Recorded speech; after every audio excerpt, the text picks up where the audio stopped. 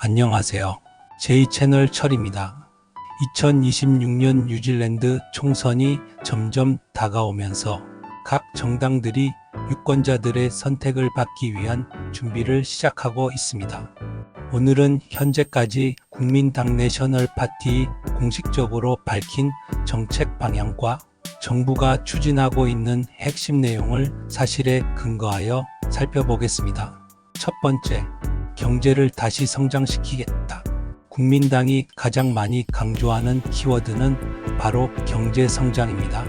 크리스토퍼 럭슨 총리는 뉴질랜드 경제를 다시 성장시키고 기업 투자를 확대하며 더 많은 일자리를 만드는 것이 정부의 최우선 과제라고 말하고 있습니다. 정부는 규제 완화, 인프라 투자 확대, 해외 투자 유치, 기업 활동 활성화 등을 통해 경제 성장을 추진하겠다는 입장입니다. 두 번째, 생활비 부담 완화. 국민당은 높은 물가와 생활비 부담을 계속해서 중요한 문제로 보고 있습니다. 정부는 세금 부담을 가능한 낮게 유지하고 정부 지출을 절감하면서 가계 부담을 줄이겠다고 설명하고 있습니다. 특히 예산 발표에서는 정부 차입 규모 감소와 장기적인 재정 흑자 달성 목표를 강조했습니다. 세 번째, 의료 서비스 개선. 국민당은 의료를 핵심 정책 가운데 하나로 내세우고 있습니다.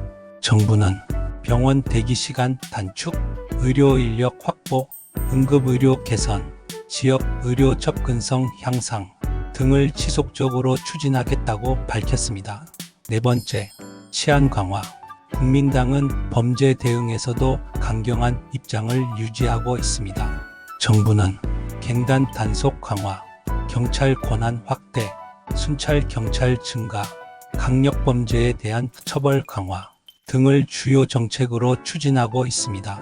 정부는 랩레이드 감소와 폭력 범죄 피해 감소를 성과로 제시하고 있습니다. 다만 이러한 수치와 정책 효과에 대해서는 야당과 일부 전문가들이 다른 해석을 내놓고 있다는 점도 함께 참고할 필요가 있습니다. 다섯 번째, 교육. 국민당은 학생들의 기초 학력 향상을 강조하고 있습니다.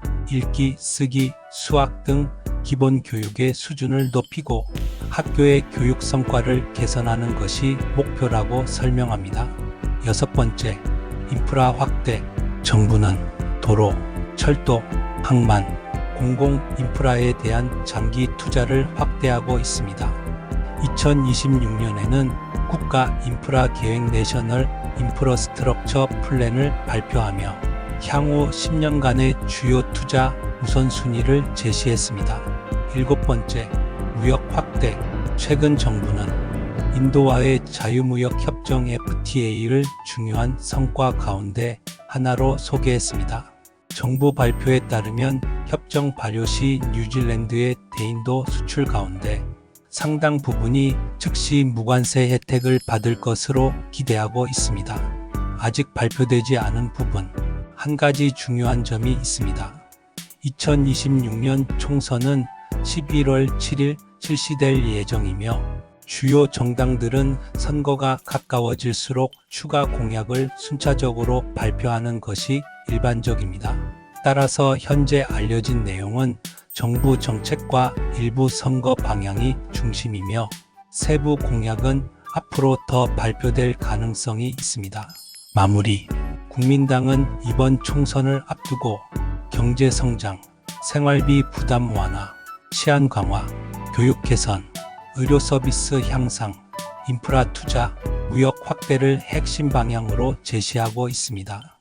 하지만 이러한 정책들이 실제로 얼마나 효과적이었는지 또는 앞으로 어떤 영향을 미칠지는 유권자마다 평가가 다를 수 있습니다.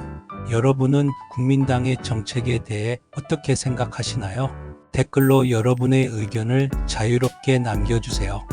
그리고 앞으로도 각 정당의 정책을 사실에 근거해 균형 있게 살펴보는 영상을 계속 소개해 드리겠습니다. 구독과 좋아요, 알림 설정까지 부탁드립니다. 감사합니다. J채널 철이었습니다.